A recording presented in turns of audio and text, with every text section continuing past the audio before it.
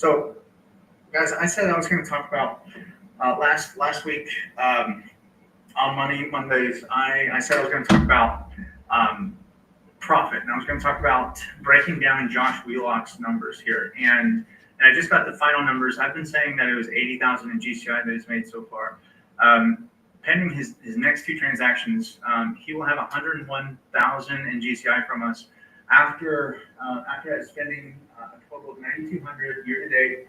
And Josh Wheelock, I can proudly say, is on a 0% plan with us because he pays us up front for the year instead of paying a referral fee. So that is the goal. That is the goal eventually to move and migrate off of a referral basis into a annual subscription where it works for everyone. And so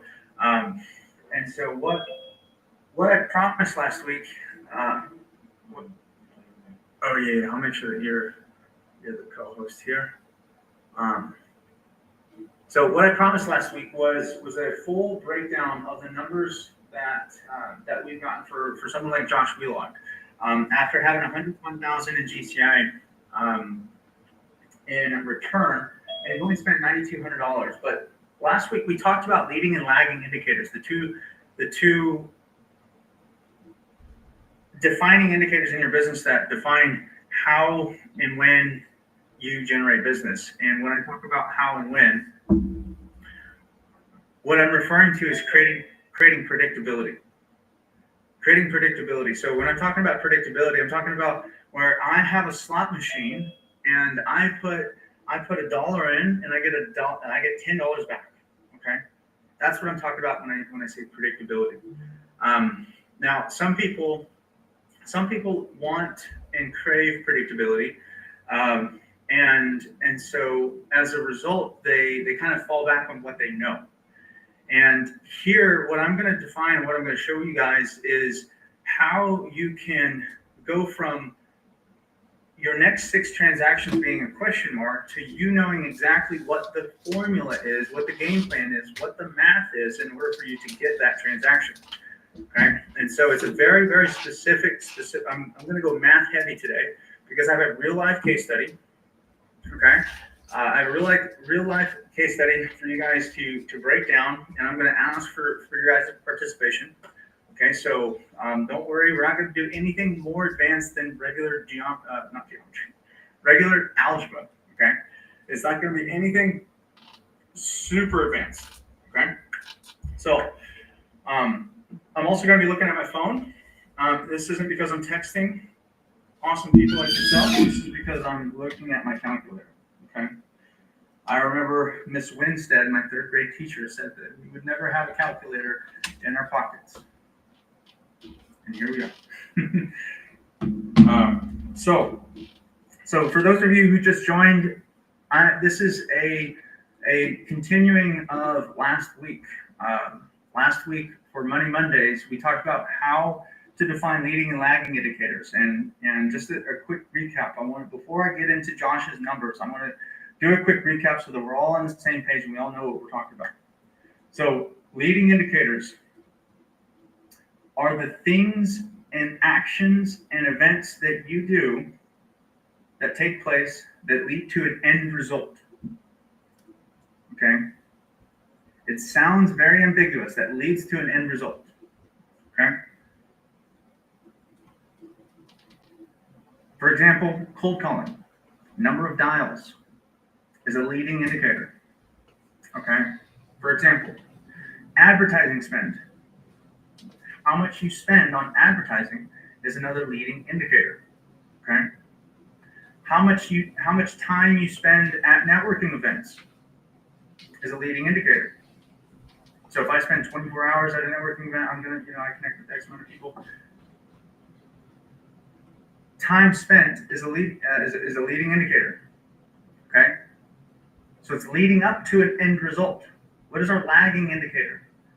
A lagging indicator is what occurred as a result of the leading indicator. Okay, so what do I mean by that?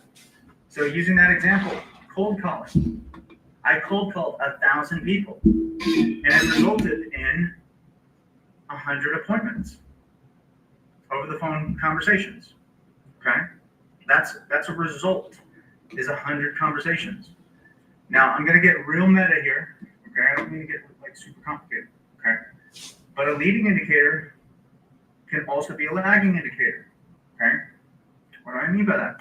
Okay, so if we cold called 1,000 people, that's our leading indicator. Our lagging indicator is 100 conversations. Now, what's the real lagging indicator that we're after? Number of closed transactions, right? That's what we're really after. So if our leading indicator is 100 conversations now, what's the lagging indicator of 100 conversations? How many in-person appointments, right? And now, if our leading indicator is in-person appointments, now what is our lagging indicator? It's number of signed listing agreements or agency agreements, right? And if our number of signed listing and agency agreements is our leading indicator, what is our lagging indicator? It's number of closed deals, right? Yeah. Now, of course, I know you guys can get very granular, very, very meta with this, but if we zoom out for a second and we say, okay, we made 1,000 cold calls, that's our leading indicator. And then as a result of that, we got one transaction. That's our lagging indicator. Okay? So now we can accurately predict, roughly, for every 1,000 cold calls I make, I get one transaction. Now that's gross oversimplification. That's a gross oversimplification. Okay? I want to be clear about that. Some of you guys are like, well, it doesn't exactly work like that. Yeah, I know. I know it doesn't. So I'm going to give you guys an example with Josh Wheelock. Okay, I'm going to give you the number of leads. I'm going to give you the number of live call transfers. I'm going to give you the number of appointments that he's had. I'm going to give you the number of opportunities that he's had in total. Okay? And he has given me his permission to share these numbers with you guys. Okay? So his total GCI in return is 101,000. That's our lagging indicator. Okay? Hey, Andres.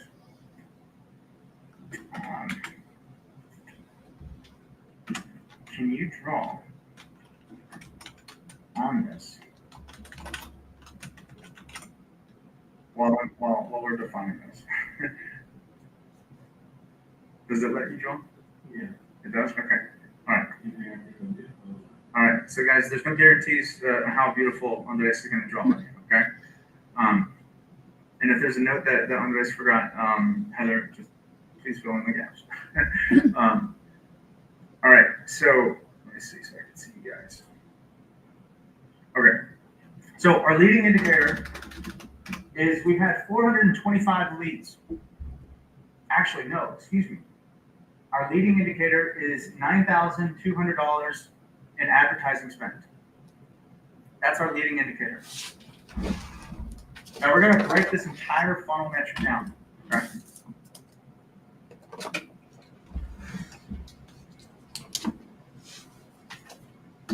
Now the only missing pieces that I don't have are number of in-person appointments. Okay, but I will be able to tell you guys which ones we've had.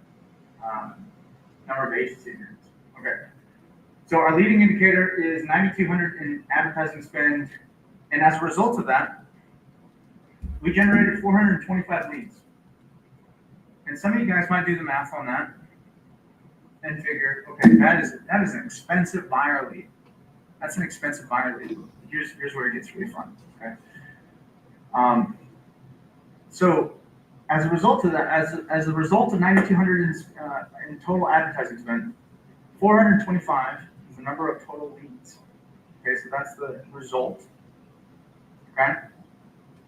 And as a result of the 425 leads, he had 128 transfers. Now, can someone do the math for me? What is the cost per transfer if 9,200 is the advertising spend?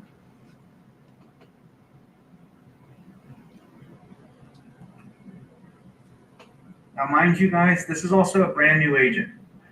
This is a brand new agent who this is his first year in real estate. So when I asked him, I said, hey, do you feel like there was like at least a few transactions that you missed out on? He was like, oh my gosh, most definitely. There's definitely some transactions that I totally fumbled the ball. Okay, so 9,200 divided by 128 transfers total. So that's a cost per transfer of $71. Let's round up, say 72.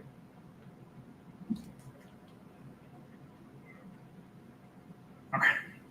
Well, real quick, while you're drawing that out, I think you can still come back to it. I think you still can. Maybe you can. I don't know. I want to stop right here and emphasize this. At this point, $71 or $72 per transfer. Okay, that means 72. He spends $72 and he gets to have a conversation. Okay, this is the thing that I really want to emphasize here. What math did we figure out earlier? It cost $21.65 to get a lead, and it's costing him about $72 per transfer. I think I might have rounded up now. So it's costing him $72 per transfer. This means that roughly every 2.5, every 3 leads that he's getting, he's having a conversation. So that means if I'm looking at this as from a slot machine perspective, if I put $1 in, or excuse me, if I put $72 in, I know that I'm going to get a conversation back out. So when we call this pipeline on demand, this is what we mean when we say pipeline on demand. Because now you have just created your own slot machine where, okay, I spend $72. Now your numbers might be different, okay? Some of you guys just started out, you're getting a lot of transfers, and that number looks really good. But when we zoom out, when we see the averages, this is a very consistent number. Now I can very confidently spend $72, and I know I'm going to get a conversation back out, okay? So let me pull back up our whiteboard.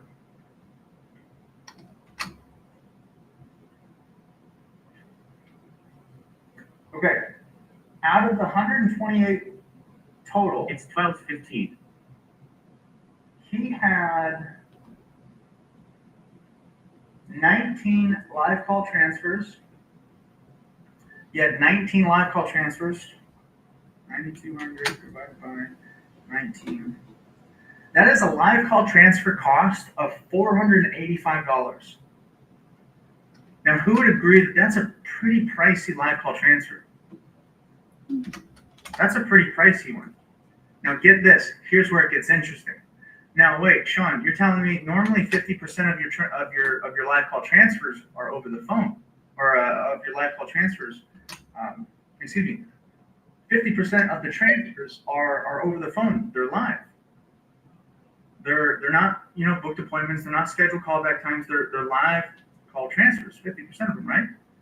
Well, you'd be right, because next he had 67 over the phone appointments, meaning we talked to them. We attempted to make a live call transfer. It did not occur because the agent was unavailable or his lender was unavailable. We had 67 that resulted in an over-the-phone appointment. 67. So when I look at those numbers, when I see, 480, that is an expensive live call transfer. Well, there's more to the story because he didn't answer his phone. Now, what I'm going to tell you here at the end is going to blow your mind, guys, because I'm going to give you a breakdown of where all of his transactions. So he's had 10 transactions so far. I'm going to tell you where all of his transactions came from. So 67, what is that? 9,200 divided by 67. That's $137 per over the phone appointment. This means for every $137 that I spend, my team has had a conversation with someone and scheduled an appointment. So his cost per for 67 is 137. And then he had 21 AI booked appointments. These were 21 appointments that were booked after hours. Okay? These were appointments that were booked after 7, 8 p.m. late at night or early in the morning. He had 21. And all in all, he had 21 self-booked appointments. So he had 21 text appointments and he had 21 self-booked appointments. And self-booked appointments, for you guys who don't know, self-booked is when they fill out their information, they have not only when they fill out their information, they have the opportunity to raise their hand, but they also have the chance to schedule a callback with you. So they have the opportunity to schedule a callback, and 21 people self-booked an appointment. Now, those people weren't vetted by us, but 21 was the number. Now, here's where the numbers get crazy here. So out of these 19 live call transfers, out of these 19, and out of these 67 over the phone appointments, and out of these 21 text appointments, and out of these 21 self-booked appointments, how many of you, I'm going to stop here. How many of you guys think that out of 10 transactions, how many of them do you think came from live call transfers? Take a wild guess. 5? 5? Maybe you've heard me say this before. All of them. No? No. So out of his 10 transactions, 5 came from his live call transfers.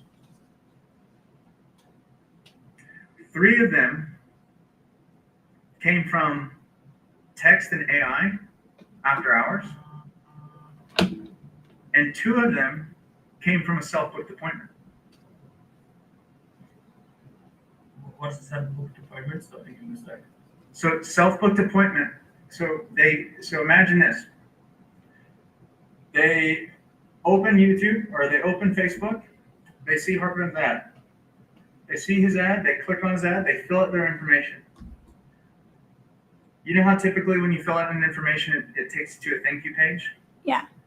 So on the thank you page, we have your calendar integrated so that they have the opportunity to self-book their own callback time. You know, so they're already there. They're already, they already see who you are. They're already, there's intent already there, and so they have the opportunity to self-book an appointment. Now, it doesn't happen all the time, very seldom. But when someone's ready to go, that's one way of capitalizing on their motivation. So 2 were self-booked, 3 were after hours AI, text communication. That means that we texted over the phone. And 50% of the 5 of them came from live call transfers. So when we look at the cost there, all in all, right now his cost per acquisition is $920. And right now his total return on investment is $101,000. Okay. Now, based on our classes earlier that we've given on this, is that good? Are we okay with that number? What do you guys think? Looks good on paper to be good. It's good on paper. I would agree. Initially, it looks good on paper. However, I talked to Josh already about this. Okay, so I'm not just dogging on him because he's not here. All right. I talked to him, and he and I both agreed there's a lot of work that could be done here. And the reason why, I use his example all the time. The first 6 months that he was with us, he completely flopped. So if we were to half that ad spend, here's the craziest part, guys. Those 10 transactions came in the last 6 months. Nothing about his ad campaign, nothing about his strategy changed, nothing about his ad change, nothing about what the ISA was doing on the back end, nothing about that changed. Now, if we were to half that budget, if we were at 4,500, let's say 9,200 divided by 2, we're at 4,600.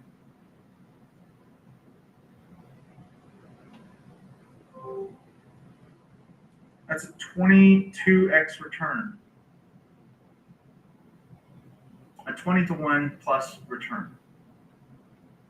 If he didn't spend money on ads, that he didn't follow best practices, if he didn't answer his phone. Now, we've already had a conversation with Josh, but the lesson here is, number one, track where your money's coming from. Okay, track where your money's coming from. So if Josh had an earlier analysis of this, by the way, he hasn't updated his pipeline. He's not following best practices. So when I give you guys quotes on return on investment, I always say this is based on the average agent. But had he tracked where his numbers were coming from, he'd see, okay, live call transfers are actually a lot more serious than I anticipated. You know, and I asked him one time, I said, why do you miss something? Well, because some of them are just not serious, and it's like, I'm in the middle of something that's just a complete waste of time. And then I show him the data. I'm like, hey, did you know that you don't have a 1 in 10 chance. You have almost a 1 in 4 chance at this point of every live call transfer being a $10, $15, or $20,000 commission check. And he's like, no, I didn't do that. Completely changed the perspective. And so for some of you guys who don't have a transaction yet, some of you guys might, okay, I get it, Sean. Leading indicators, I got to spend more money. I got to get people in the funnel. I got to get people in the door. Okay, I get that.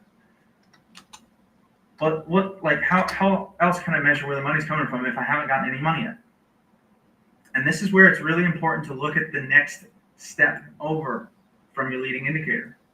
Okay, and that's why I broke it down for you guys today, from number of leads to number of closings.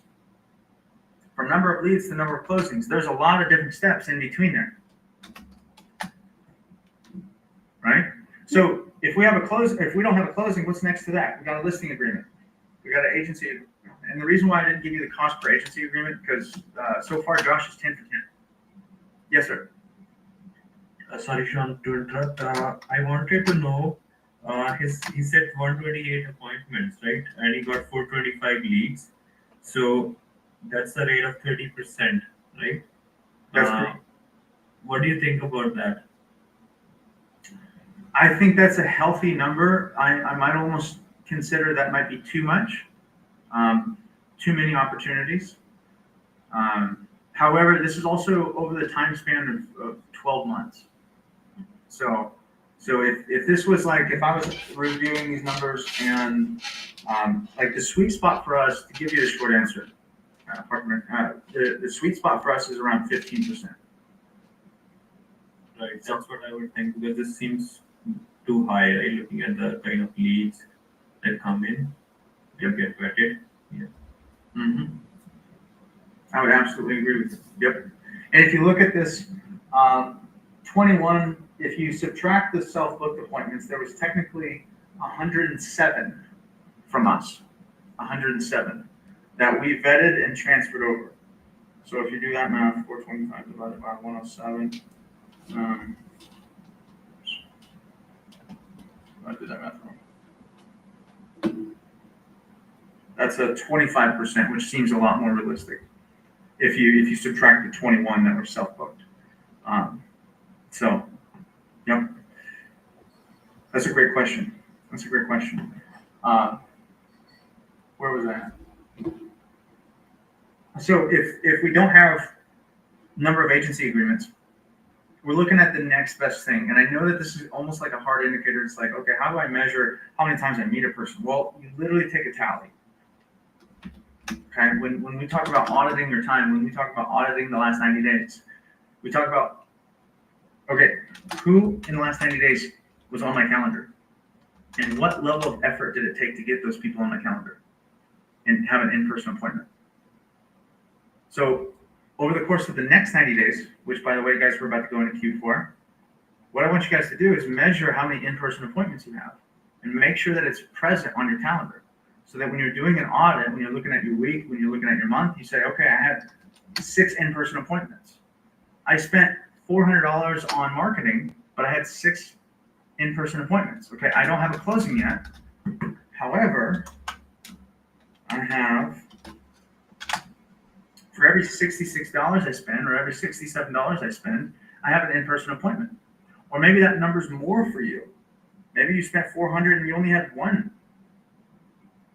meeting, but that led to an agency agreement, which according to NAR happens 70% of the time when you're the first agent that they interview. Did you guys know that? Doesn't matter how bad your breath smells.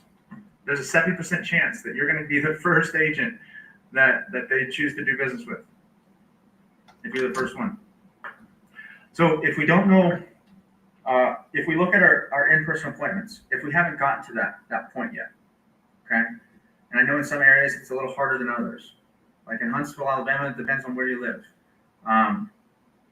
If we haven't gotten to the in-person appointments, now we're measuring how many in-person or over-the-phone conversations do we have. Okay? And believe it or not, I know that sounds silly. You're like, okay, how measuring number of conversations? Okay, I spent $400 and I only had, 6 conversations. Again, that's, for every $70 I spend, now I'm getting introduced to a new person. That's a new at bat. That's like speed dating. Like I get to have a conversation with someone who not only raised their hand once, but raised their hand twice when they spoke to my assistant. Right? And so now I'm measuring how many conversations it takes before I get to the next event. And it's like, okay, I got 10 over the phone conversations and it led to 1 in-person appointment. But then you jump on a coaching call with Chris Abizas, who's like, hey man, you got to start setting up next steps. You got to start creating some urgency. You got to start creating a pipeline. You got to start creating a game plan. And then the next 10 conversations, you actually book 2 appointments in person because you're better. And now you're like, it makes more sense. Now I just need to put more money into the slot machine because I've gotten better. Okay, guys, we're out of time. But to wrap this up, if you guys don't know, how does the saying go? If you don't measure, you don't improve on what you don't measure. You can't improve on what you don't measure. Try weighing yourself for the next 30 days and see what happens with your weight. I know when I said, I was like, I don't want to do that. I got some love handles. Plus the holidays are coming up. So, all right, guys. So tomorrow, I hope. Did you guys get some value today? Did you guys know more than you knew coming into today's call? Did you guys know how to apply it into your business that same day? Did I hold my promise? Absolutely. Anyone give me a thumbs up if I did? Okay. Trust you guys would. Tomorrow we have Heather. Heather, are we wrapping up our series? We're gonna combine this all together for the. I like the headline that Heather. I don't know if we can do it, but 30 posts in 30 minutes. I like that headline. Do you think we can accomplish that? Yeah. Okay. So tomorrow, same time, same link. Come prepared with a notepad. Bring your note taker. Record it. We're going to record this, but this is going to be a very, very intense call tomorrow. I'm super excited about it. You guys should not miss our Tech Tuesdays with Heather. She's amazing. And then on Wednesday, Wednesday is going to be the start of a new quarter. Is that right? October 1 on Wednesday? Is that right? We're going to have an announcement on how we're going to be doing these events. We're going to keep the 5 days open for you guys. But once a week, every other week, we're going to be putting on a 2-hour masterclass where it's very, very detailed, very in-depth, very detailed. So this is like you're going to walk away with a page full of notes and 3 clear action items from that call on what you're going to do in your business that same day. And so these are going to be very intensive and boot camp style, and also have an announcement to make on Wednesday about our partner, Chris Abizas, who's in the house. Okay, guys, before I shut it down, anything else? Cool? Keep being awesome. Good. Thank you. Keep being awesome, guys. See ya.